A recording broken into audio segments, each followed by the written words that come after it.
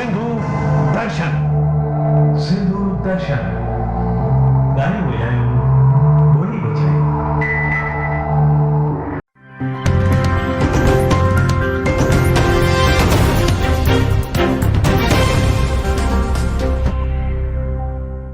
जय झूलेलाल साथियों, तव्हां ॾिसी रहिया आहियो सिंधी नववर्ष जे ॾींहुं ऐं ईष्ट देव झूलेलाल जीअ जे जनम ॾींहुं चेटीचंड महापर्व ते भक्तनि पारां मचायल धूम, जेका आयोजित थी पवित्र स्थल पूज्य माता लालवारी झूलेलाल फाउंडेशन पारां अहमदनगर जी मॉडर्न कॉलोनी गुलमोहर रोड ते स्थित लालवारी मंदिर में।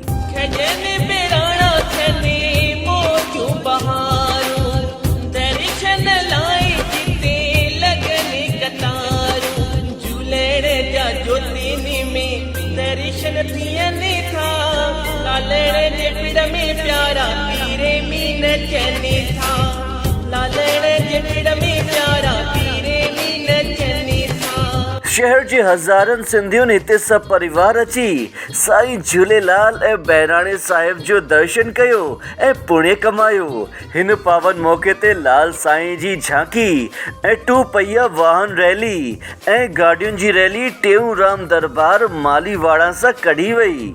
साथियों, झूलेलाल साईं जीअ जे इन पावन जन्म ॾींहं खे आयोजित करण वारी मुख्य संस्था आहिनि पूज्य लालवारी झूलेलाल मंदिर फाउंडेशन ऐं अहमदनगर जे समस्त सिंधी समाज हिन पूजा में पंहिंजो योगदान ॾिनो। हिन ख़बर खे असां वटि अहमदनगर सां मोकिलियो आहे असांजे मीडिया एसोसिएट ऐं सिंधियत जे शहदाई श्री मनोज भागवानी जी।